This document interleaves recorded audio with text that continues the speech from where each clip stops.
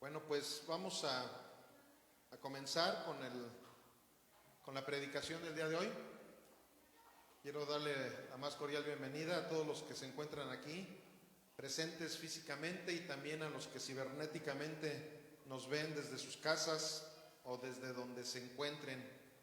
Sean ustedes bienvenidos. Ahora sí que gracias a la tecnología, ¿verdad? Ya podemos estar todos conectados, estemos desde donde estemos. De hecho, les mando un saludo a los que nos ven allá en Estados Unidos, también a las personas que nos ven desde el Perú, de Argentina también. Han habido personas que nos han estado siguiendo, también de Tepito, también de la Merced, de todos lados del mundo. Gloria a Dios por ello, porque precisamente nuestro Señor no hace acepción de personas, y ahora por medio de la cibernética tampoco hace acepción de personas. Eso es lo bueno, ¿verdad? Que ahora ya el internet puede llegar a cualquier estatus, a cualquier raza, a cualquier país, en cualquier lugar del mundo. Entonces ya podemos tener esa bendición de estarnos conectando en donde se predica la palabra de Dios. Amén. ¿Sí están conmigo o todavía andan en el cafecito y todo aquello? Bueno, pues vamos a ir tomando, los que les gusta todavía tomar sus Biblias físicamente para ir escudriñando que lo que aquí se predica es Biblia, tómenla, y los que no, prendan su Biblia o su celular, porque también ya sé que algunos ya en vez de traer Biblia de papel la usan en el celular, y los que son a lo mejor un poquito más prácticos, por no decirles de otra manera, pues aquí en la pantalla también se va a estar presentando la escritura. Y esto es con la idea de que no tengamos ningún pretexto para decir que no estamos escuchando la palabra de Dios. Amén. El tema del día de hoy vamos a iniciar con el capítulo 8 del Evangelio de Juan, de nuestra predicación expositiva, que la verdad no sé ustedes, por principio de cuentas el Evangelio de Juan sabemos que es un evangelio demasiado especial. Es el único evangelio en donde la mayoría de las personas pueden entender claramente el amor de nuestro Señor. Sabemos que los otros tres evangelios, los evangelios sinópticos, tienen algunas limitaciones, por así decirlo, en algunas culturas, en algunas edades. Sin embargo, el Evangelio de Juan no. El Evangelio de Juan precisamente esa es su característica, el que sea mucho más digerible para cualquier edad, para cualquier cultura, para cualquier nivel espiritual, para cualquier nivel teológico, pero no porque sea un poquito más simple pasa a ser simplista, ¿verdad? Por supuesto que no, porque es la palabra de Dios, es el Evangelio de nuestro Señor Jesucristo. Entonces encontramos todo el alimento, desde lo que es una lechita para un niño, como esa carne nutritiva que requiere también el adulto espiritual. Entonces eso es lo que a mí me fascina, la verdad, del Evangelio de Juan. No por menospreciar los otros tres evangelios, porque cada uno tiene sus características, ¿verdad? Ahora que a lo mejor estemos predicando expositivamente algún otro de los evangelios, bueno, pues ahora vamos a decir algunas de las características especiales de cada uno de los evangelios que aquí se predique. Pero bueno, ahorita vamos a iniciar con el capítulo 8, o sea, prácticamente todavía estamos en la primera parte del Evangelio de Juan, y la verdad es que vamos hoy a ver una historia sumamente conocida por todos, hasta por los que no conocen de la Biblia, porque hasta los que no conocen de la Biblia han escuchado una frase muy tergiversada, muy manipulada, que dice: el que esté libre de pecado, que aviente la primera piedra, ¿verdad? Algunos la llegan a usar, pero precisamente eso es la importancia de la predicación expositiva, de que en la predicación expositiva, ¿qué es lo que nosotros necesitamos mostrar a través de la Escritura? Tal cual lo que estaba naciendo del corazón de nuestro Señor Jesucristo, no acomodando, ¿verdad? Como les he dicho, aunque a algunos no les guste, pero si no es una predicación expositiva, entonces es una predicación impositiva. Entonces, ¿qué sucede? Por lo mismo es que a veces llegan a tomar un texto, lo sacan de su contexto y forman una doctrina que no tiene nada que ver con lo que salía verdaderamente del corazón de Dios. Entonces, por eso es lo bonito de ir viendo capítulo por capítulo, versículo por versículo, y dándole la interpretación directamente de lo que Dios le estaba dando para los oyentes de ese momento. ¿Por qué? Porque los oyentes de ese momento no tienen nada de diferencia a los oyentes de estos momentos. ¿Me explico? O sea, la palabra de Dios es para todas las épocas, aplicándola de la misma manera en como el Señor Jesús la quiso aplicar para sus primeros discípulos. De la misma manera como los apóstoles también la quisieron aplicar a sus primeros discípulos, a la iglesia primitiva. Esa es la intención de la Biblia, no que se le tergiverse absolutamente nada. Entonces, bueno, el tema del día de hoy tiene por nombre, con signos de interrogación, ¿dónde están los que te acusan? Y bueno, ahorita vamos a ir viendo si esa pregunta cada uno de nosotros la podemos ir respondiendo en nuestro corazón, o la Sagrada Escritura nos va a dar alguna sorpresa de realmente cuál debería de ser la contestación a esta interrogante. Amén. Entonces, bueno, aquí en Juan 8 vamos a leer del versículo 1 al verso 11, que dice así: y Jesús se fue al monte de los olivos, y por la mañana volvió al templo, y todo el pueblo vino a él, y sentado él les enseñaba. Entonces los escribas y los fariseos le trajeron una mujer sorprendida en adulterio, y poniéndola en medio, le dijeron: Maestro, esta mujer ha sido sorprendida en el acto mismo de adulterio, y en la ley nos mandó Moisés apedrear a tales mujeres. Tú pues, ¿qué dices? Mas esto decían tentándole para poder acusarle. Pero Jesús, inclinado hacia el suelo, escribía en tierra con el dedo. Y como insistieran en preguntarle, se enderezó y les dijo: el que de ustedes esté sin pecado, sea el primero en arrojar la piedra contra ella. E inclinándose de nuevo hacia el suelo, siguió escribiendo en tierra. Pero ellos, al oír esto, acusados por su conciencia, salían uno a uno, comenzando desde los más viejos hasta los postreros. Y quedó solo Jesús y la mujer que estaba en medio. Enderezándose Jesús y no viendo a nadie sino a la mujer, le dijo: Mujer, ¿dónde están los que te acusaban? ¿Ninguno te condenó? Ella dijo: Ninguno, Señor. Entonces Jesús le dijo: Ni yo te condeno, vete y no peques más. Señor, en estos momentos, Padre, nos disponemos a escuchar esta palabra de vida eterna que es tu evangelio, Señor. Y te damos gracias, muchas gracias por darnos ese privilegio de tener Biblia, Señor, de tener la Sagrada Escritura accesible para que cada uno de nosotros podamos escuchar tu bendita y santa voz, Señor. Sabemos que cada uno de nosotros hemos estado aquí delante de ti con esa intención, Padre, para escuchar tu voz, pero no lo podríamos hacer sin la intervención divina de tu Espíritu Santo sobre nuestras vidas, Señor.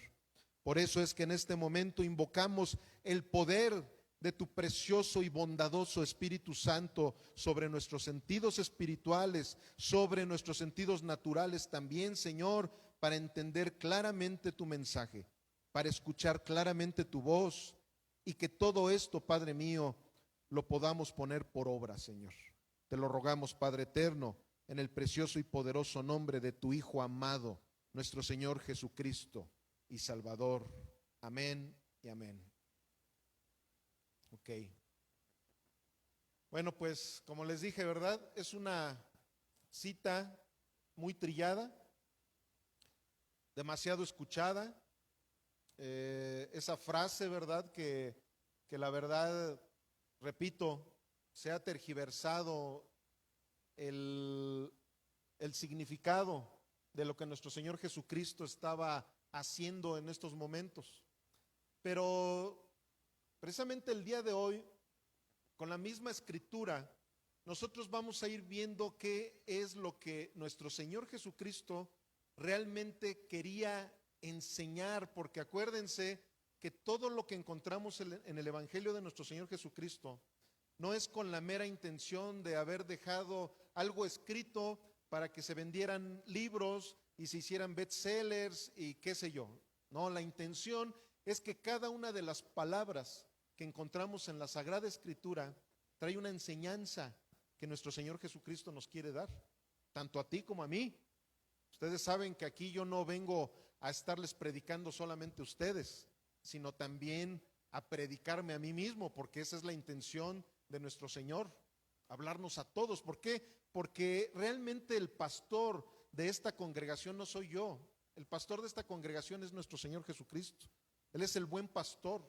O sea, nosotros simplemente somos esa voz del buen pastor. Entonces, ¿cuál es esa intención que tiene el Señor el día de hoy? Hablarnos, amados. Hablarnos de la misma manera como en esos momentos había una multitud, como lo vimos ahorita, y ahorita vamos a hacer la exégesis de lo que acabamos de leer. Había una multitud que fue a escuchar lo que Jesucristo les enseñaba. Entonces, ¿qué pasa?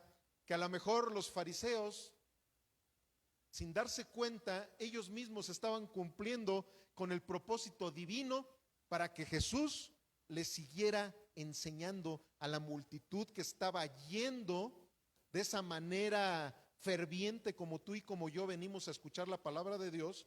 Esa gente necesitaba seguir siendo enseñada. Entonces, ¿qué pasó? Que a lo mejor los fariseos dijeron, ya vinimos a interrumpir a este maestrucho, porque no crean que cuando ellos llegaron y le dijeron, maestro, traemos delante de ti a esta mujer adúltera para que tú la juzgues, no creen que lo estaban haciendo con reverencia. No, ellos lo estaban haciendo con la intención de tentar a Jesús para ver cuál iba a ser su respuesta. ¿Por qué? Porque si hubiera sido una respuesta como la que ellos pensaban, él iba a caer en un error. ¿Por qué? Porque ellos tenían la idea de que Jesús iba a hacer alguna de estas dos cosas. O iba a decirles, vamos a apedrearla, y ¿qué iba a suceder? Que las leyes del pueblo de Israel eso lo iban a condenar. ¿Por qué? Porque Jesús no tenía ningún derecho legal para condenar a una persona a muerte. ¿Sí me estoy explicando? Sin embargo, ellos decían, no, pero a lo mejor lo que va a hacer, ¿por qué? Porque como hemos visto que es un libertino, ¿verdad? Que va a bodas y convierte el agua en vino y va a esos lugares en donde hay pecadores. No, pues lo más seguro es que va a decir, no la apedreen. No, ¿por qué? Pobrecita, no, déjenla en paz. No le avienten ni una sola piedrita. Que se venga para acá y ya vamos a ver, vamos a platicar con ella, vamos a darle una consejería psicológica, vamos a llevarla con Walter Mercado para que le eche las cartas. No sé qué era lo que estos hombres estaban pensando, pero lo que querían hacer era hacerlo caer a Jesucristo en algo. Pero pues es que ellos no sabían con quién estaban tratando. Ellos no sabían con quién estaban tratando, pero realmente ellos eran los que estaban siendo usados para que se cumpliera el propósito de Dios y que Jesús siguiera dando una enseñanza a la multitud que estaba allí presente, como aquí también nosotros estamos presentes. El Señor nos quiere dar una enseñanza el día de hoy. ¿Cuántos lo creen? Amén.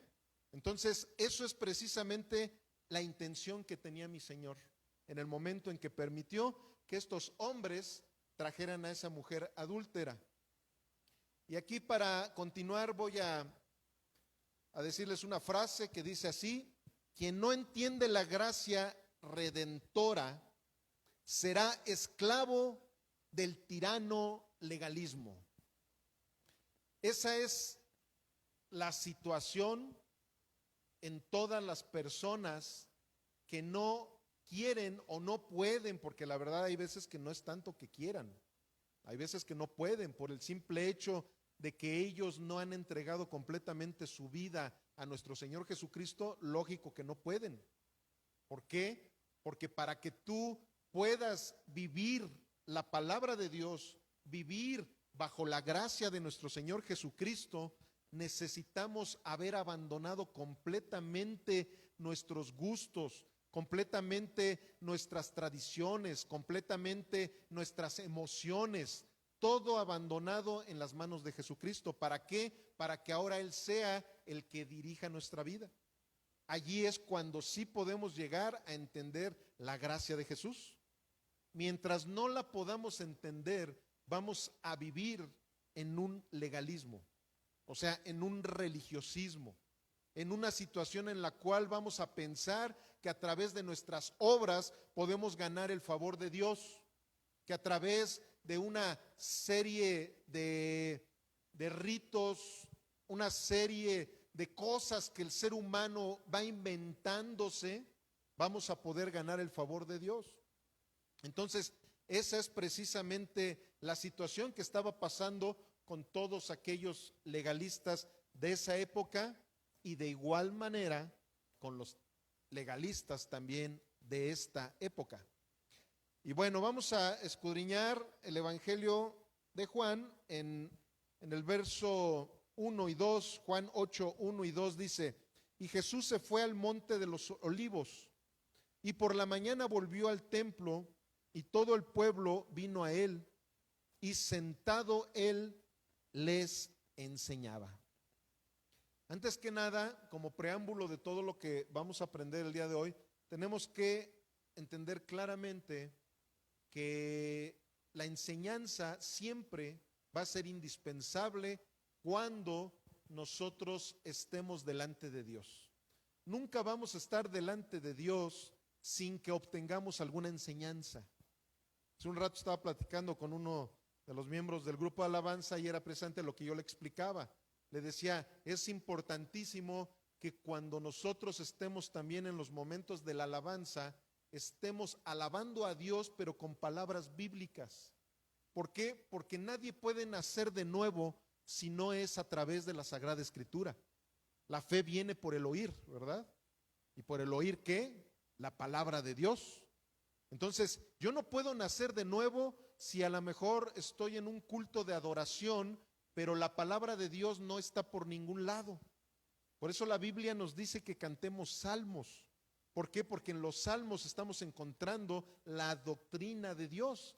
Estamos encontrando la enseñanza de lo que nos puede llevar a la salvación.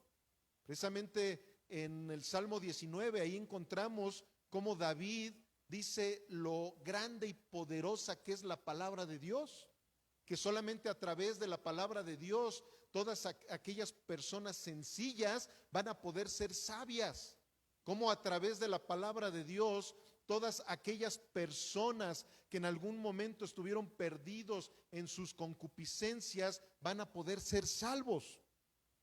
Y es algo precisamente de lo que el día de mañana le voy a predicar a los pastores de aquí del Bajío, porque el Señor me dio ese privilegio de que mañana me invitaron a predicarle a los pastores del Bajío.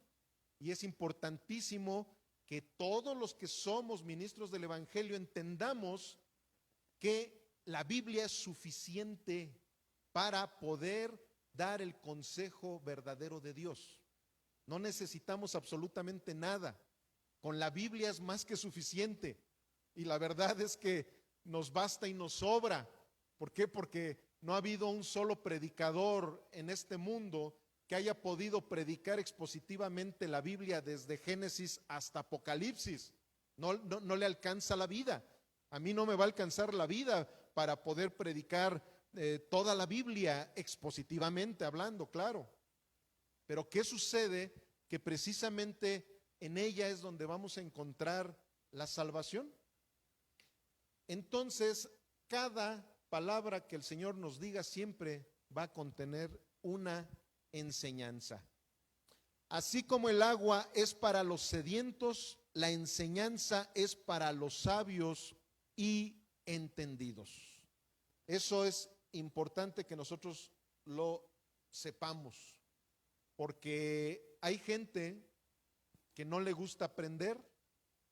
¿Por qué? Porque es gente que espiritualmente están muertos. O sea, una persona que está muerta ¿realmente va a tener sed? Lógicamente que no. Lo mismo pasa en las cuestiones espirituales. Cuando una persona no tiene sed por conocer la palabra de Dios, no le va a interesar en lo más mínimo llegar a un culto aparentemente cristiano y que la Biblia no se abra absolutamente para nada. Mucha gente lo que busca es nada más estar escuchando motivadores que llegan a tomar 2 que 3 versículos de la Biblia para apoyarse de una conferencia motivacional. Pero la Biblia no es para motivarte a ti, para motivarme a mí. La Biblia es para salvarte a ti y para salvarme a mí de ese pecado en el cual todos nos encontramos. Entonces, ¿qué sucede si nos ponemos a ver? Pues la verdad es que la Biblia entonces no nos va a dar una motivación de que nosotros somos supercampeones, ¿no? La Biblia nos va a mostrar que necesitamos depender de Dios para que verdaderamente nos podamos sentir como campeones, porque el campeón solamente es Dios. Tú y yo somos una bola de fracasados, la verdad, y perdónenme que se los diga de esa manera. Pero ¿qué pasa? Que cuando nosotros no estábamos con nuestro Señor Jesucristo, caíamos en una serie de pecados, y eso es un fracaso, porque precisamente la palabra pecado quiere decir que no le estás atinando al blanco. O sea, estás fracasando, no estás cumpliendo con los propósitos para lo que fuiste diseñado. Entonces, sin Cristo, somos una bola de fracasados, amados. Aparentemente decíamos, bueno, es que yo tuve éxito en las finanzas, yo tuve éxito en los deportes, tuve éxito con las novias, tuve éxito con los amigos, hacía yo unas parrandas buenísimas, yo tuve éxito en esto, en lo otro, en aquello. No, amado, la verdad es que todo eso es efímero. Y si tú pensabas que eso y sigues pensando que eso es un éxito, sigues fracasando. El único éxito que tú y yo hemos tenido en nuestra vida fue cuando nuestro Señor Jesucristo nos tomó de ese lugar en donde nos encontrábamos y nos sacó de ese lugar tan terrible en el que tú y yo nos encontrábamos. Entonces, eso es precisamente lo que el Señor nos está mostrando. Tenemos que tener sed de Él, sed de la palabra de Dios. Miren lo que dice Primera de Timoteo 4:13, por favor acompáñenme a Primera de Timoteo.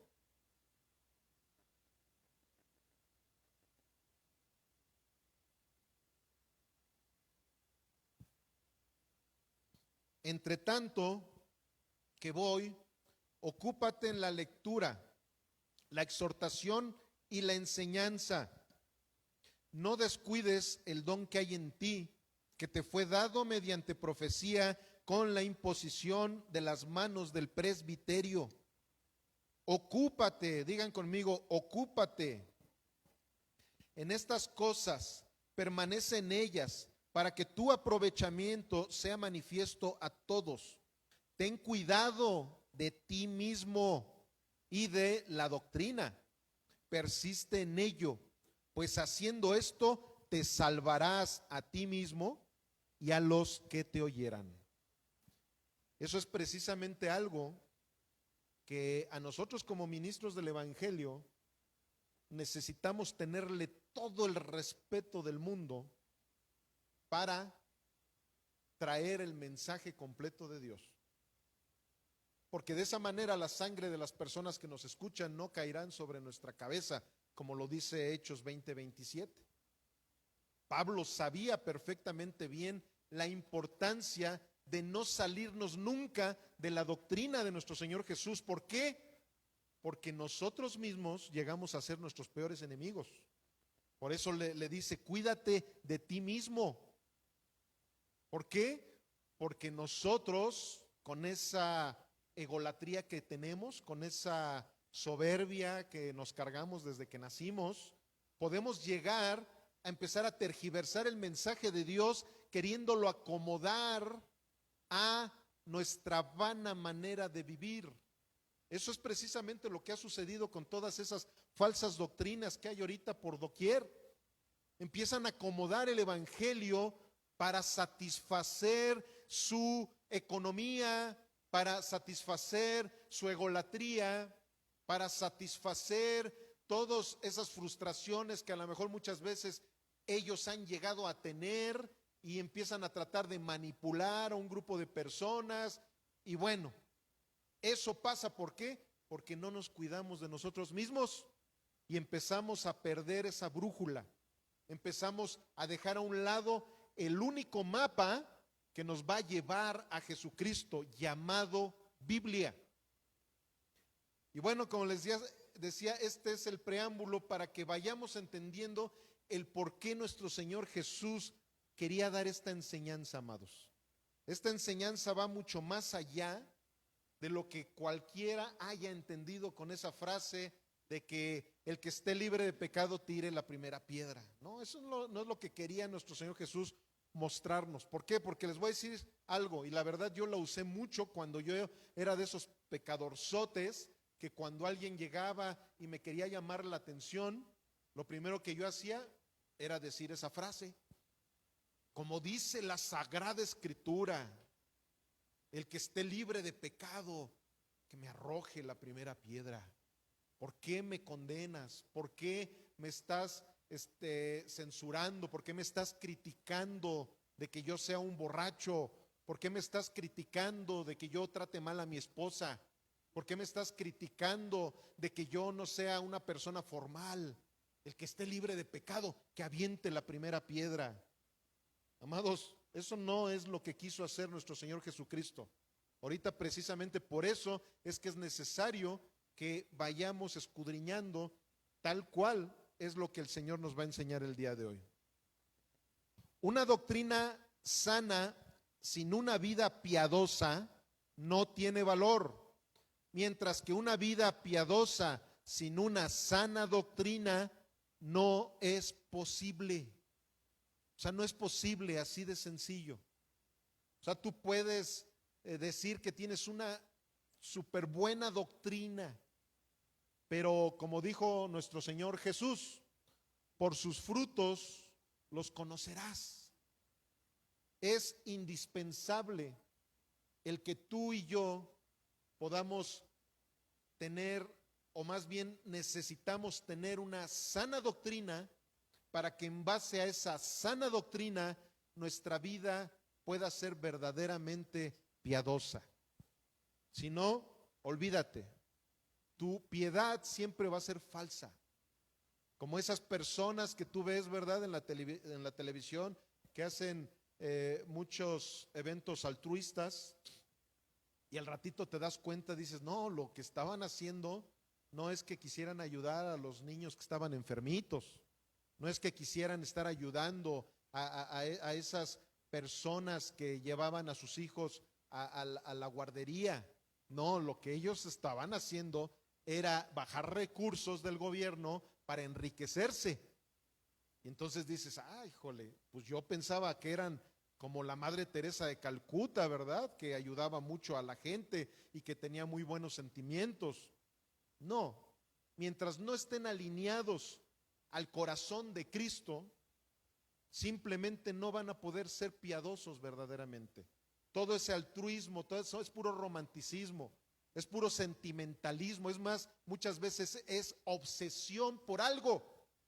Ustedes vean cómo hay personas que tienen obsesión por los perritos y se enojan mucho más de que alguien maltrate a un perrito a lo que la gente pueda hacer en contra de una familia. Es más, hay personas que recogen perritos, se los llevan a sus casas en donde sus familiares empiezan a tener problemas por la contaminación que esos perritos están llevando a esa casa, y esas personas no les importa en lo más mínimo lo que esté sucediendo con su mamá o con sus hermanos o con los niños chiquitos que están inhalando el pelo de esos perritos y cosas por el estilo. Pero ellos dicen, no, es que soy muy piadoso, soy altruista.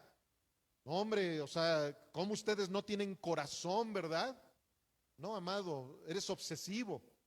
¿Por qué? Porque realmente ni siquiera conoces a Jesucristo. Porque cuando conoces a Jesucristo, Él te lleva a un equilibrio en donde no vas a ser malo con los animalitos, pero vas a darle prioridad a las cosas que Dios le da prioridad, no a lo que la sociedad aparentemente te esté diciendo que es lo bueno o que es lo malo.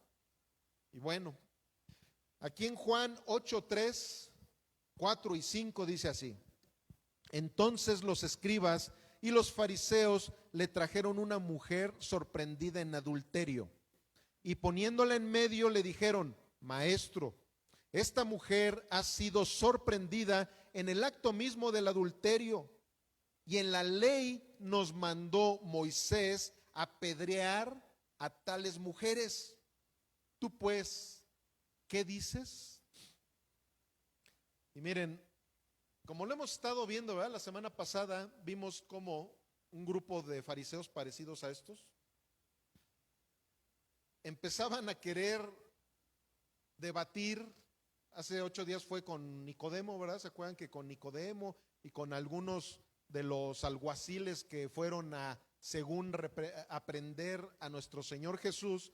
Y ellos empezaron a confrontarlos ¿con qué? Con una serie de mentiras, una serie de especulaciones. Bueno, pues fíjense, en Levítico 20:10, bueno, pero antes de que vayan a Levítico 20:10 les voy a decir una frase que es bien importante. El legalismo tergiversa la escritura para alumbrar el pecado ajeno y ocultar el propio. Eso es lo que hace el legalismo. Y yo les voy a decir una cosa, amados, antes de que prosigamos. Recuerden que la palabra de Dios no es para que estemos pensando en los demás. Híjole, canijos legalistas, ¿cómo no hay aquí un legalista para que esté escuchando la palabra de Dios? Bueno, déjame decirte algo, y eso es una estadística teológica en donde se sabe que absolutamente todos, y sobre todo los latinoamericanos, tenemos a un legalista muy en el fondo de nuestro corazón. ¿Y por qué les dije sobre todo los latinoamericanos? Porque nosotros venimos de una de las religiones más tradicionalistas que el mundo entero tiene. Y ustedes saben a cuál me refiero. A la que viene de ahí de la iglesia romana, ¿verdad? Entonces, por eso es que tenemos que tener todavía más cuidado del que Timoteo tenía que tener de nosotros mismos, porque traemos un legalista dentro de nosotros. De hecho, la división que tuvo nuestro ministerio fue precisamente por ese espíritu tan terrible llamado legalismo, que es el peor, o por lo menos uno de los peores espíritus que puede atacar a la iglesia de nuestro Señor Jesucristo. No, yo sí diría que es el peor, el legalismo. ¿Por qué? Porque el legalismo destruye cualquier congregación, el legalismo destruye cualquier familia, el legalismo te vacuna, de tal manera que mucha gente cuando sale de esas iglesias que son bien legalistas salen bien vacunados, ya no quieren saber nada del evangelio. ¿Por qué? Porque todo el tiempo hablan en tercera persona y no, ustedes son unos pecadores y no deben de hacer esto, no deben de hacer lo otro, prohibido hacer aquello, prohibido y prohibido y prohibido, y cuando menos te das cuenta, el mismo pastor ya cayó en una serie de errores. Y como tú te habías creado a un ídolo ahí desde el púlpito, pues ¿qué sucede? Dices, yo ya no quiero saber nada de Dios, porque piensas, no te has dado cuenta que el único Dios verdadero es el de la Biblia, no el que está parado en el púlpito, o el que está de legalista señalando y señalando y señalando, y al ratito él anda haciendo cosas hasta peores de las que él está pidiendo que los demás no hagan. Y es precisamente lo mismo que Jesús le decía a sus discípulos, lo mismo que el mismo Pablo le dijo a Pedro, que le dijo: ¿cómo te pones a estar judaizando a la gente, haciendo cosas que ni tú ni yo, que somos judíos, ya no las hacemos, brother? O sea, ¿cómo te pones de legalista? Mejor enseña lo que verdaderamente el Señor nos dejó, que es la gracia de nuestro Señor, es la gracia redentora, esa sí salva, no el legalismo, no el que te prohíbo y te prohíbo y te prohíbo. Entonces, ¿qué sucede? Aquí en Levítico 20:10, vean lo que dice: si un hombre cometiera adulterio con la mujer de su prójimo, digan qué dice a continuación: el adúltero y la adúltera indefectiblemente serán muertos. Efectivamente, los fariseos le estaban diciendo una verdad a Jesús, pero a medias. ¿Dónde estaba el adúltero? O sea, qué curioso, ¿no? Estaban llevando nada más a la mujer, cuando que la ley, efectiva, y también en Deuteronomio podemos encontrar lo mismo, dice: si un hombre cometiera adulterio, fíjense, está diciendo si un hombre, o sea, la ley realmente al primerito que está señalando es al hombre. Dice: el adúltero y la adúltera indefectiblemente serán muertos. En Deuteronomio incluso ahí sí dice literalmente serán apedreados. Pero ahí es donde vemos esa situación.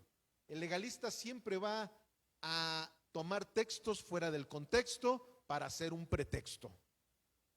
Ellos se veía inmediatamente que tenían otro grave problema aparte de su religiosismo, aparte de ser asesinos, porque ese también era un espíritu asesino el que ellos traían en ese momento. Aparte eran unos machistas. Ellos se ve, o una de dos, o a lo mejor le tuvieron miedo ahí al adúltero, ¿verdad? Porque a lo mejor él practicaba ese, ¿cómo se llaman las artes marciales de los judíos? El Krav Maga. A lo mejor practicaba el Krav Maga y han de haber dicho: no, vamos a agarrar nada más a la mujer que no nos va a saltar de patadas, y a esta vamos a llevarla para poner a prueba al maestro ese que anda por ahí bajándonos los clientes, y a lo mejor esa es la manera que estos cuates están, qué sé yo. El chiste es que ellos llegaron mintiéndole, o sea, como si Jesús no conociera la Biblia, ¿no? Diciendo: a las mujeres hay que apedrearlas. No, no era nada más a las mujeres, también era al hombre que estaba cayendo en el adulterio. Eso es lo que decía la ley mosaica. Sin embargo, el reino de los cielos ya se había acercado. Jesucristo es el reino de los cielos. Jesucristo es la gracia. En Jesucristo es donde se cumple toda esa ley. Precisamente por eso nuestro Señor Jesús, Él con toda la autoridad hizo lo que hizo. Y ahorita vamos a ver también el por qué. Muchos piensan que el pecado ajeno es de mayor importancia que el propio. Y también Jesús dijo una frase, ¿verdad?, que conocemos en el Evangelio, que por qué te pones a ver la paja de tu vecino cuando que tú traes una viga en tu ojo que ni siquiera te permite ver absolutamente nada. Pero eso es precisamente el grave problema que tiene ese corazón legalista. Y recuerda, tú y yo necesitamos siempre cuidarnos de no empezar a abrazar esa religiosidad falsa, abrazar esa crítica que hay veces que no, es que es crítica constructiva. Llegaban, ¿verdad?, personas y: pastor, es que mire, yo lo digo, ¿verdad?, pues para que oremos por nuestro hermanito fulanito, pero la verdad yo no veo bien, mire, anda haciendo esto, anda haciendo lo otro, anda haciendo aquello, bla, bla, bla. Mire, pastor, la verdad, yo no, fíjense, hubo un pastor que no quiso casar a unas personas porque uno de ellos estaba divorciado. Y en alguna ocasión que empecé yo a platicar con no con ese mismo pastor, sino con otros pastores que estábamos dialogando sobre esta situación. Bien curioso, porque yo les digo, bueno, ese pastor que no quiso casar a una persona porque ya estaba divorciada, ¿qué no sabía que todos aquellos a los que él sí ha querido casar también han tenido pecados?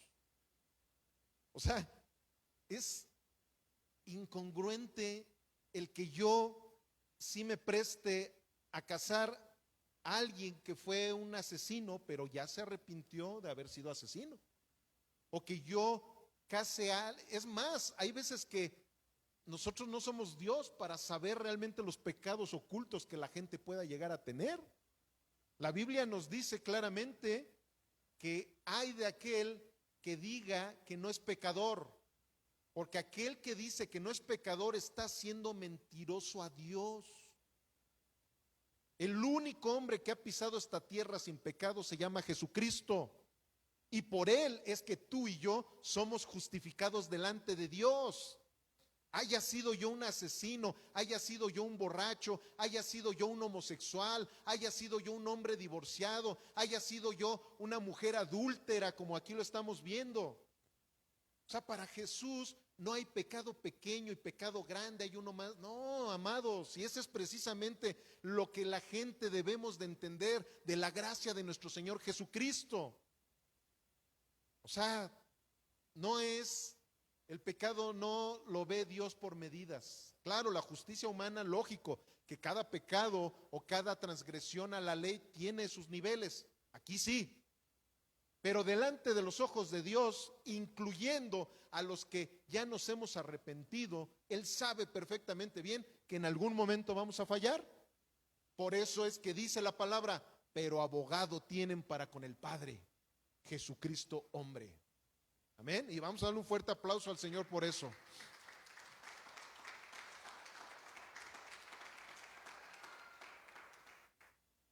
Muchos piensan que el pecado ajeno es mayor importante que el propio. Y vámonos a Juan 8:6.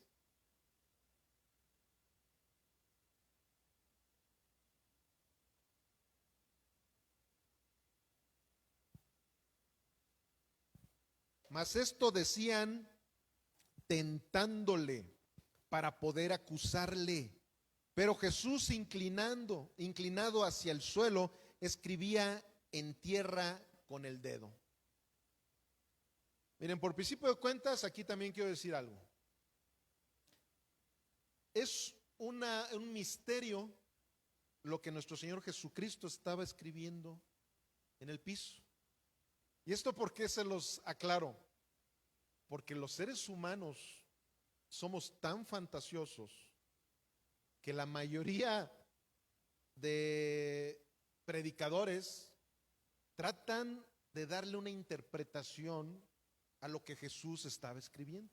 Es más, algunos lo han hecho dogma, Algunos dicen, no, es que Jesús en ese momento estaba escribiendo Juan 3:16. O sea, como si ya hubiera estado escrito la Biblia, ¿no? Claro, ya estaba escrita en él. Algunos dicen, no, es que estaba poniendo un pececito ahí.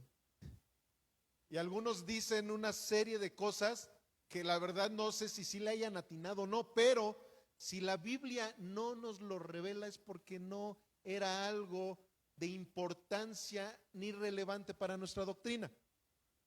Simplemente es una muestra de que nuestro Señor Jesús tenía todo bajo control. O sea, ¿por qué? Porque en eso sí podemos especular. Alguien que está escuchando a una serie de religiosos o guacamayas que llegan y andan alborotados, y el otro sigue haciendo algo sin que se le robe la tranquilidad, es porque las cosas las tiene bajo control. Y de eso no podemos especular. ¿Por qué? Porque Dios siempre ha tenido todas las cosas bajo control. Tú y yo somos los que se nos van las patas, ¿verdad? Como dicen por ahí a cada ratito. Perdemos el control a cada ratito. Pero a nuestro Señor Jesús no se le va el control, no se le va nada de sus manos. Entonces aquí vemos que Ellos lo que querían hacer era tentarlo. ¿Y por qué? Miren, aquí está otra frase que dice: el legalista busca desenmascarar el pecado ajeno no solamente en contra de quien lo cometió, sino también de quien lo estableció. Por eso tenemos que tener muchísimo cuidado con anidar en una congregación o en una familia, en cualquier comunidad. Tiene uno que tener muchísimo cuidado en empezar a anidar ese espíritu llamado chisme, porque cuando menos te das cuenta, ese chisme, es más, en alguna ocasión yo di una prédica que se llamaba El cáncer de la iglesia, cuando todavía predicaba temáticamente, pero eso sí, totalmente bíblicamente. Y el cáncer de la iglesia, que era precisamente el chisme. Miren, como ahorita comenté, en esa división que llegamos a tener en nuestro amado ministerio, habían personas que tenían inconformidad precisamente por el hecho de que a lo mejor ellos no habían encontrado lo que sus oídos querían escuchar en este ministerio. Ellos a lo mejor se habían sentido confrontados, ellos a lo mejor, pero ¿qué sucedía? Que a través de algunas debilidades que habían en la congregación, porque todos somos un cuerpo, entonces es lo mismo que pasa en esta cuestión espiritual. A lo mejor alguien que quiere pelearse físicamente con otra persona va a buscar cuál es su debilidad. Dice, híjole, a lo mejor esta persona tiene los brazos muy fuertes, sin embargo, las piernas, es como ¿se acuerdan? A lo mejor algunos no, pero los de mi generación se acuerdan del Supercan. ¿Se acuerdan que, o del otro, también la super hormiga, o cómo se llamaba, la hormiga atómica? Todos esos personajes estaban así, bien ponchadotes así de arriba y unas patitas bien chiquitas, ¿eh? Entonces a lo mejor dices, es como ese, ¿verdad? Como el Supercan. Entonces no voy a poder llegar y golpearlo arriba, voy a golpearle las piernas porque esas son la debilidad. Pero ellos, ¿qué buscan? Tumbar la cabeza. Van a buscar el punto débil, pero para tumbar la cabeza. Entonces, eso era precisamente lo que algunas personas estaban buscando. Entonces, yo al darme cuenta, ¿por qué? Porque al final de cuentas el Señor, cuando nos pone delante de una congregación, nos da algunos dones, nos da algún discernimiento, donde empiezas a percatarte de que dices, no, aquí no están viniendo por el amor que le tienen a su hermanito o a su hermanita que está teniendo ciertas debilidades. No, aquí lo están haciendo porque quieren ir sobre la cabeza, quieren tumbar al cuerpo completo. Entonces en esos casos dices, yo prefiero que aunque seamos poquitos, pero que el cuerpo esté sano. Y mejor extirpar todo el cáncer que el cuerpo pueda tener. ¿Me explico? Entonces, es exactamente lo mismo que estamos viendo a través del Evangelio de nuestro Señor Jesús. Nosotros aquí vemos a un grupo de personas que estaban queriendo tentar a nuestro Señor Jesús, no para tumbar a la adúltera. El problema no era contra la adúltera, el problema era contra nuestro Señor Jesús, ¿verdad? Como hace 8 días les dije, todos aquellos que vengan a la luz se van a hacer enemigos inmediatamente de las tinieblas. Las tinieblas siempre van a tratar de apagar a la luz, pero la verdad es que aquí tenemos ingenieros, ¿a poco sí la oscuridad va a poder apagar la luz? O sea, eso es imposible. Pero el problema es que tú no quieras realmente estar siendo alumbrado por la luz del Evangelio. Ahí es donde sí viene el problema, si tú lo estás haciendo a un lado. El legalista busca desenmascarar el pecado ajeno, no solamente con quien lo cometió, sino también con quien lo estableció. Y en Juan 8:7 dice, y como insistieran en preguntarles, se enderezó y les dijo: el que de ustedes esté sin pecado, sea el primero en arrojar la piedra contra ella. Y ándale, ¿verdad?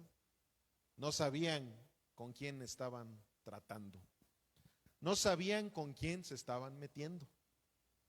De tal manera que aquí nuestro Señor Jesús manejó esta situación de tal forma que llegó hasta el corazón de estas personas. O sea, ahorita vamos a ver, ¿verdad?, qué fue la acción que cada uno de ellos hicieron. Porque si quieres aprender cómo se vive en el reino de los cielos, escucha a Jesús, no a los maestros de este mundo. O sea, aquí, en el momento en que Jesús les empieza a dar la lección, que no era solamente para la multitud que estaba allí, sino para los mismos que ya traían las piedras en las manos. O sea, aquí nuestro Señor Jesús, en el momento en que ellos querían venir con sus cuestiones legales, con sus cuestiones mundanas, con sus cuestiones judaizantes, a tratar de aplastar a nuestro Señor Jesús, Jesús inmediatamente les muestra de qué manera es como se vive en el reino de los cielos. O sea, no bajo la lupa del ser humano, sino bajo los lentes de la gracia de nuestro Señor Jesucristo.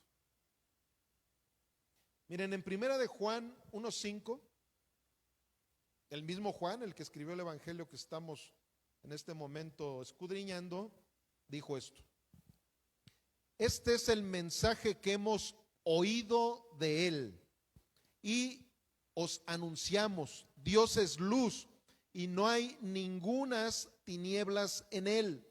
Si decimos que tenemos comunión con él y andamos en tinieblas, mentimos y no practicamos la verdad. Pero si andamos en luz como él está en luz, tenemos comunión unos con otros, y la sangre de Jesucristo, su Hijo, nos limpia de todo pecado. Si decimos que no tenemos pecado, nos engañamos a nosotros mismos y la verdad no está en nosotros. Si confesamos nuestros pecados, Él es fiel y justo para perdonar nuestros pecados y limpiarnos de toda maldad. Si decimos que no hemos pecado, le hacemos a Él mentiroso y su palabra no está en nosotros. Aquí inmediatamente estábamos viendo que estos fariseos ni siquiera conocían bien la palabra. O si la conocían, no conocían el corazón de la palabra. ¿Por qué? Porque, como en ocasiones lo he comentado, hay teólogos que conocen la Biblia de pe a pa, personas que se saben un chorro de versículos y de corridito. No creo que alguien, no, sí, creo que sí han habido personas por ahí famosas que se saben el Salmo 119 de corridito también, el libro más largo de la Biblia.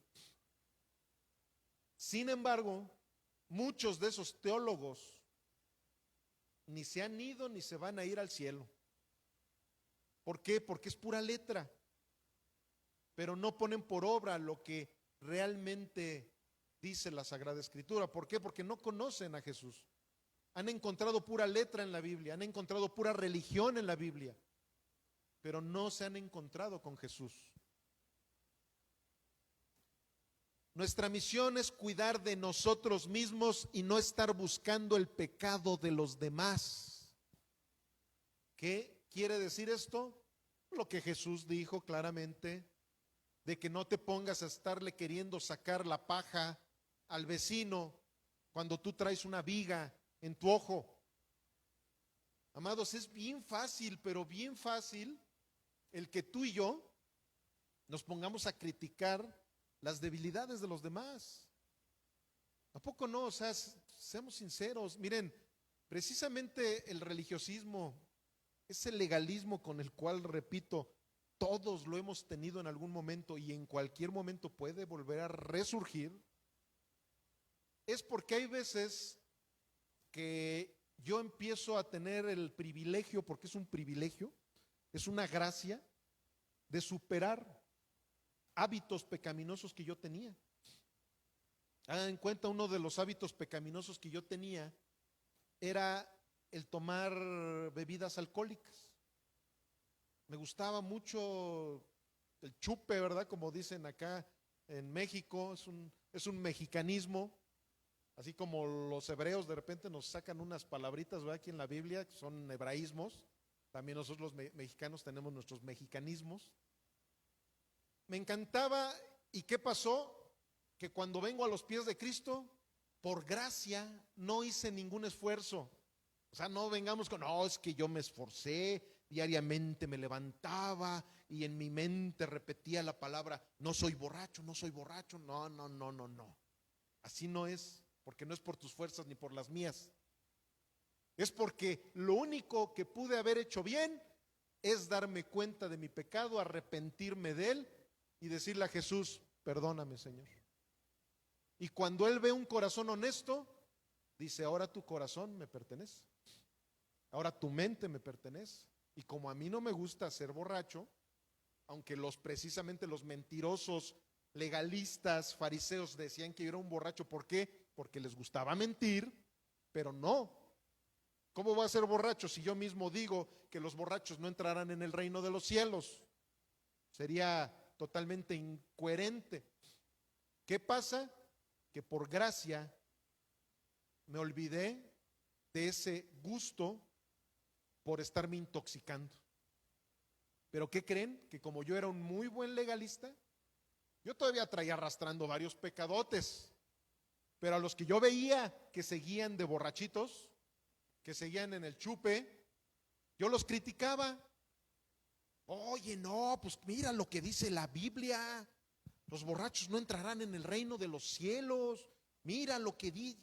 ¿Por qué? Porque yo ya había superado ese pecado. Y entonces me quería yo sentir el super wow. Y eso es lo que hace el legalismo, amados. Eso es lo que hace el legalismo. Pero no, nosotros debemos de entender que si alguien sigue teniendo una debilidad, no es para humillarlo, para opacarlo, no, es para ayudarlo a través de la palabra de Dios, a través de lo que sea necesario para que esa persona salga de ese lodo en el que se encuentra, no para sumergirlo más en el lodo. Amén. Juan 8:8, e inclinándose de nuevo hacia el suelo, siguió escribiendo en tierra. Pero ellos, al oír esto, acusados por su conciencia, salían uno a uno, comenzando desde los más viejos hasta los postreros. Y quedó solo Jesús y la mujer que estaba en medio. ¿Por qué desde los más viejos? Pues porque mientras más viejos seamos, más pecados tenemos. Hay veces que la gente piensa lo contrario, ¿verdad? Hay veces que luego la gente dice, ay, es que sus viejitos, ¿verdad? Tan buena gente que son. Si ellos no entregaron su vida a Jesucristo, son más pecadores que cualquier otra persona. No porque ahora se vean muy tiernitos y ahora les toquen los cachetitos y hasta ternura te den, no quiere decir que no se van a ir al infierno si no se arrepienten de tantísimos pecados que han tenido en sus 90 y tantos años de vida. Es importante que tú y yo les hablemos del amor de Dios a través del evangelio también a esos viejitos, amados. Hay gente que ve, no, pero ya a esa edad, ¿qué van a querer? No, claro que sí. Claro, repito, la Biblia no es para ciertas edades, para ciertas personas, para ciertas razas, no, la Biblia es para toda la gente. Pero aquí precisamente esa conciencia tan pesada que tuvieron estas personas, les dijo, vámonos, porque no sabíamos con quién nos estábamos metiendo. Y luego aquí les va una frase. Transformó un enredo legal en un tema moral. Vean lo sabio que es nuestro Señor Jesús. Esta es la esencia de la gracia. Esa es precisamente la esencia de la gracia de nuestro Señor Jesucristo, amados. ¿Sí están poniendo atención, jovencitos? La situación de la gracia de nuestro Señor es que cuando la gente quiere traerte algo que a final de cuentas es justo, porque hagan de cuenta, si yo de repente voy en mi camioneta y me paso el alto, el semáforo en rojo, y adelantito me detiene un policía de tránsito, ¿va a ser justo o no va a ser justo que me detenga el tránsito? Y que incluso me quiera cobrar una multa, ¿verdad? Entonces, aquí, a final de cuentas, no era tanto que dijéramos, no, es que no era algo justo lo que estos hombres estaban pidiendo. Claro que sí, porque estaba establecido en la ley. Sin embargo, ¿qué pasaría si yo le digo al de tránsito, oiga, oficial, perdóneme, la verdad usted tiene toda la razón, yo caí en una infracción y me merezco una buena infracción, una buena multa, pero tenga misericordia de mí, no me haga ir y pagar esa infracción, esto, lo otro, aquello, mire, le prometo que no lo voy a volver a hacer. Y el de tránsito dice, está bien, joven, pues la verdad normalmente se me ponen al brinco y me salen ahí, quieren sacar charolas y usted se arrepintió, pues bueno, está bien, ya, no le voy a levantar la multa. ¿Eso cómo se llama? Eso se llama misericordia. Amén. Eso es misericordia. Sin embargo, aquí el Señor no se quedó solamente con la misericordia. Aquí Él llegó al clímax del amor de Dios llamado gracia.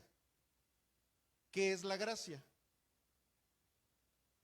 El favor de Dios inmerecido, pero aquí siguiendo con la analogía del de tránsito, hagan de cuenta que yo le digo al de tránsito, y es que la verdad, oficial, qué bueno, muchas gracias porque me perdonó esa multa, porque ando bien mal de dinero.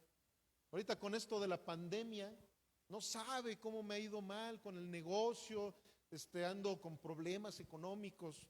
Muchas gracias, oficial.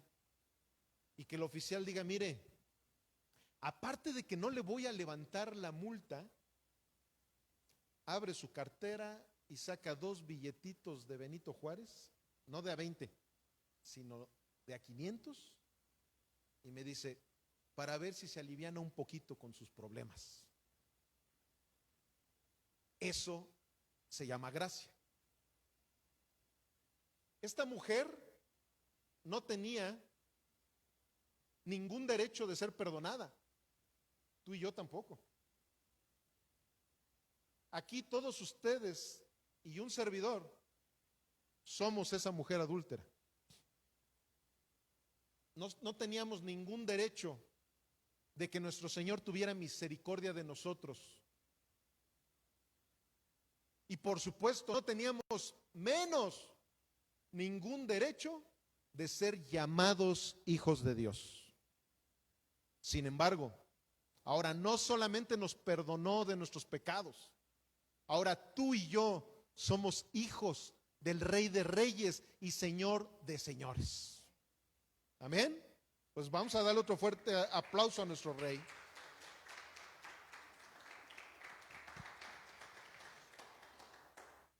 Pero fíjense, así como dije esta analogía, aquí la vemos con esta mujer. Aquí en el verso 10 vemos que dice, enderezándose Jesús y no viendo a nadie sino a la mujer, le dijo, mujer, ¿dónde están los que te acusaban? ¿Ninguno te condenó? Ella dijo, ninguno, Señor. Entonces Jesús le dijo, ni yo te condeno, vete. ¿Y luego qué? Y no peques más. O sea, aquí no se trata de eso que muchas veces hemos dicho, no me juzgues porque el que esté libre de pecado, que aviente la... No, no, no, no, no. No, no, aquí sí el Señor está teniendo misericordia. Y luego aparte de todo está teniendo gracia para contigo y para conmigo, es para que no pequemos más. No es para que digamos, ay, como esas doctrinas libertinas, ¿verdad? Ay, no, pues yo, como estamos en la gracia, yo puedo hacer lo que quiera. Como estamos en la gracia, no, hombre, pues ahora sí puedo pecar y pecar porque al fin que tengo abogado. No, amado, en ninguna manera, como decía Pablo a los romanos, en ninguna manera. Ahora aquí cualquiera va a poder decir, bueno, pero es que hay requisitos para que tú puedas obtener la misericordia y la gracia de Dios. ¿Alguien me puede decir cuál es uno de los requisitos para obtener la misericordia y la gracia de Dios? A ver, ya oí. Ahí está. Arrepentimiento. Y luego otro que es el catalizador para que obtengamos la misericordia y la gracia. ¿Cuál? Frutos dignos de arrepentimiento. O sea, ¿cuáles son esos frutos dignos de arrepentimiento? El que tú hayas venido con Jesús con ese arrepentimiento, pero ahora decirle, Señor, quiero que seas tú mi Dios, mi Señor. Miren, ¿por qué les digo esto? Porque aquí ella dijo en el 11, Señor. Y si nos vamos al hebreo, al original, por ahí pónganme lo que quiere decir Señor en el griego, perdón, dije el hebreo, perdón, en el griego, porque el Nuevo Testamento fue escrito en el griego. Dice la palabra curios. Vean cuál es el significado de esta palabra, para que cuando tú te refieras a Jesús como tu Señor, veas lo que realmente representa esa palabra. Curios, supremacía, supremo en autoridad, como sustantivo controlador, por implicación Señor, como título de respeto, Señor, soberano, ungido, amo, Cristo, Dios. Y el último, ¿cómo dice? Dueño. Esta mujer, cuando dijo esa palabra, no crean que llegó así nada más como decir, hola Señor, ¿cómo estás? Sí, Señor, sí, ya me di cuenta que ya no hay nadie aquí, a todo dar, ¿verdad? No, ella con esa simple palabra le dijo, ahora tú eres mi dueño. Por eso fue que Jesucristo le dijo, yo tampoco te condeno, vete y no peques más.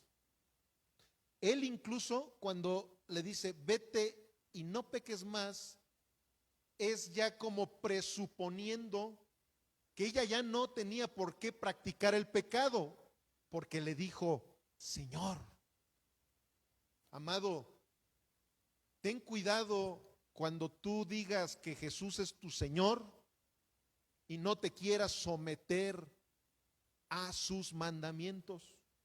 Ten cuidado, ¿por qué? Porque te puedes burlar de todas las personas habidas y por haber en este mundo, pero de Dios nadie se burla, nadie. Si tú le vas a decir Señor, es porque en realidad lo consideras como el dueño de tu vida.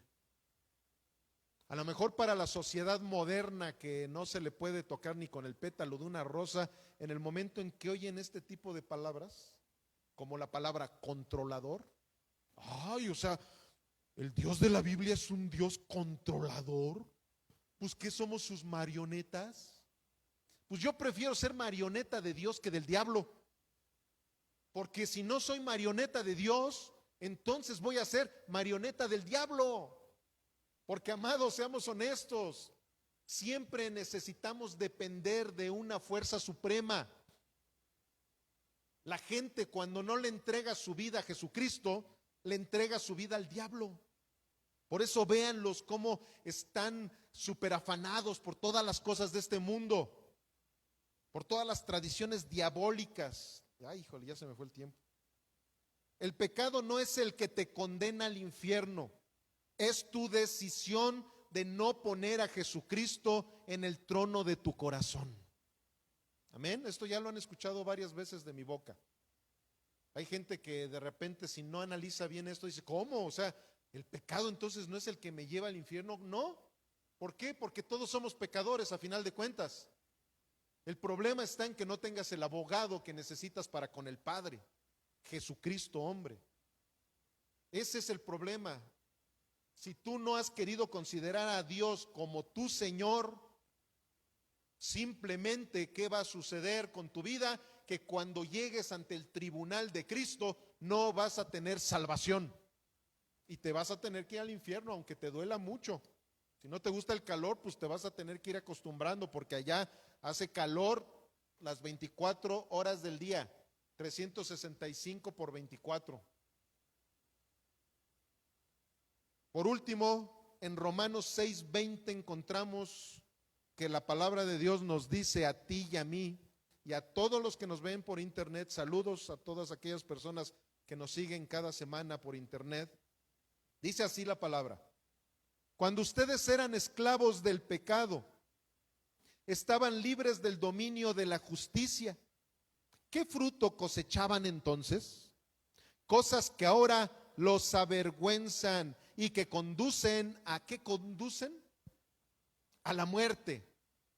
Pero ahora que han sido liberados del pecado y se han puesto al servicio de Dios, cosechan la santidad que conduce a la vida eterna.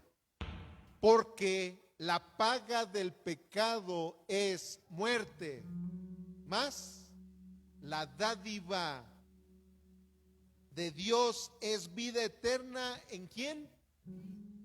En Cristo Jesús, nuestro Señor. O sea, amados, la paga del pecado es muerte. Repito, tú y yo no merecemos nada más que la muerte. ¿Por qué? Porque nacimos en el pecado. Y si le quieres reclamar a alguien, pues reclámaselo a Adán y a Eva. Pero si alguien quiere reclamar la gracia, reclámasela a Jesús. Porque en nuestra naturaleza adámica está la muerte, pero en Cristo está esa dádiva de Dios que es vida eterna en Cristo Jesús, Señor nuestro, en nuestro dueño. Si Jesús es tu dueño, no te preocupes ya por ese pecado con el que nacimos. Ahora Él es nuestro abogado para con el Padre.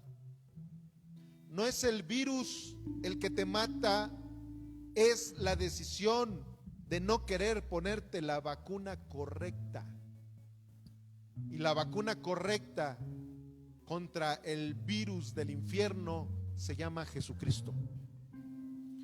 Y al decir la vacuna correcta es porque muchos piensan que pueden encontrar doctrinas que aparentemente se han sacado de la Biblia, pero que no es la voz de Jesucristo para sus vidas.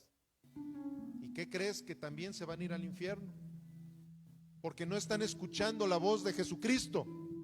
Están escuchando la voz de aquellos hombres que han querido hacer doctrinas de hombres, doctrinas de demonios, que no tienen nada que ver con la voz de Jesucristo. Es Jesús el único que nos puede salvar. Amén. Vamos a ponernos de pie para terminar con esta predicación. Señor, gracias por esta palabra, por esta enseñanza que nos has dado, por esta lección que le has dado a todos los legalistas que este mundo tiene, empezando por mí. Yo he sido legalista, Señor, y te pido perdón por ello. Yo he sido un hombre religioso que muchas veces no me he percatado de tantos errores que yo también tengo y me he llegado a atrever a juzgar a los demás, Señor. Me tengo que limpiar primero esa viga que tengo en mis ojos para poder ayudar a aquel que tiene una simple paja en su ojo, Señor, en el ojo ajeno. Señor, gracias, Señor. Gracias, Padre. Gracias porque hoy hemos aprendido cosas que muchas veces las habíamos escuchado, pero no las habíamos reflexionado, Padre. Sin embargo, el día de hoy nos has hablado no solamente a nuestros oídos, sino también a nuestro corazón. Bendícenos, Padre, te lo rogamos, en el precioso y poderoso nombre de Cristo Jesús. Amén y amén. Vamos a darle un fuerte aplauso al Rey.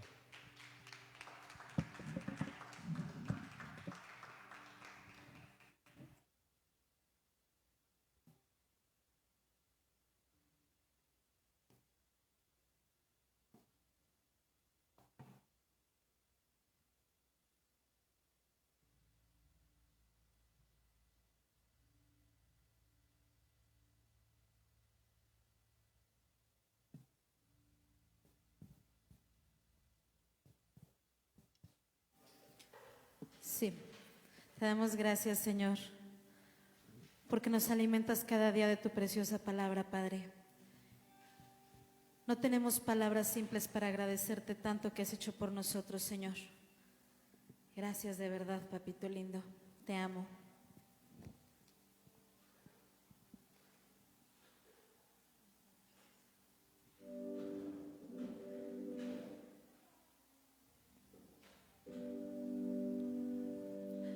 ¿Cómo agradeceré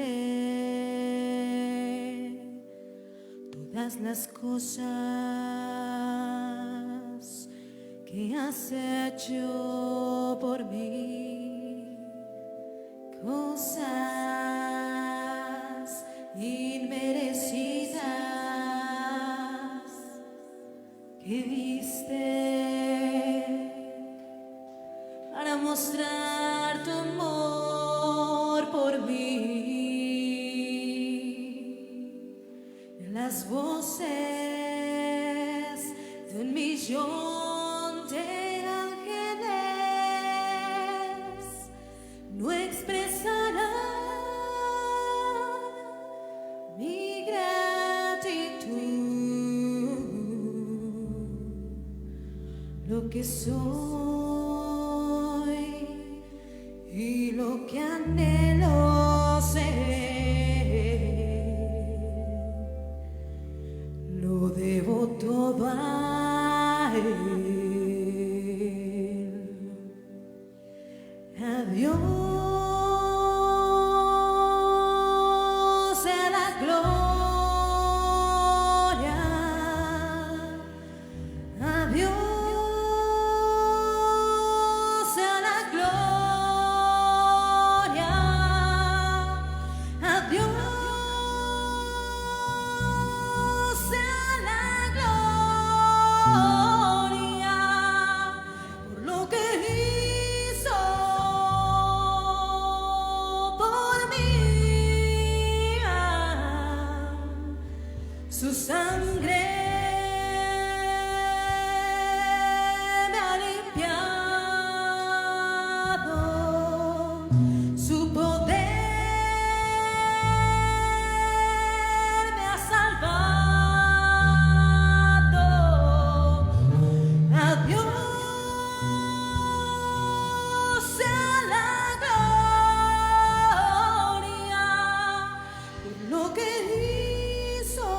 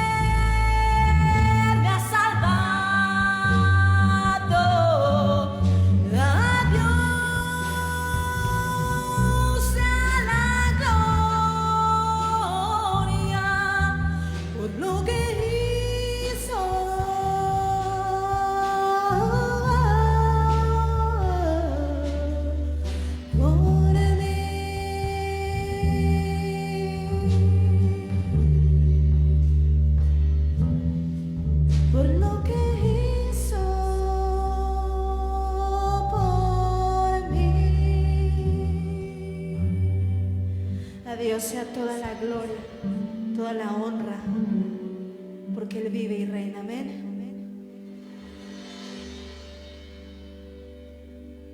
Vamos a la palabra de